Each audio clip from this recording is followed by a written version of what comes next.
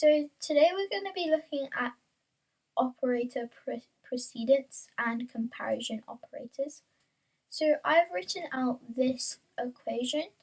The answer to this would be 35 because just like in maths, you have to multiply these numbers before you add this number on.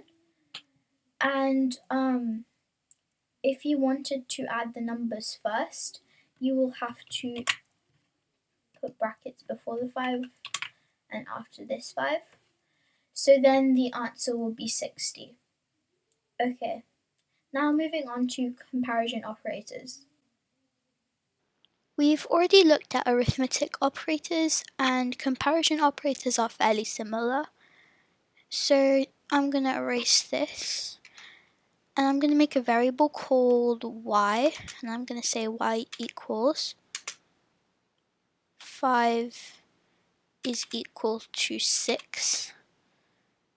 This is the equal to sign. You use two equal symbols so it doesn't get confused with this. And then on the next line we're going to print y. This is what you call a Boolean expression. It's because it's either going to equal true or false. So if we run, this is obviously going to be false because they're not equal. There's also this sign, which you use when something isn't equal to. So this will be true. And then there's also the greater than and less than sign. So over here we can say 6 is greater than 5, which will be true. And then we could say 6 is less than 5, which is going to be false. And then there's also the less than or equal to. So run, it's probably going to be false. And then greater than or equal to, which is true.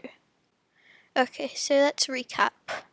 So we've learned the equal to sign, we have the not equal to sign, we have the greater than sign, we have the less than sign, we have greater than or equal to, we have less than or equal to.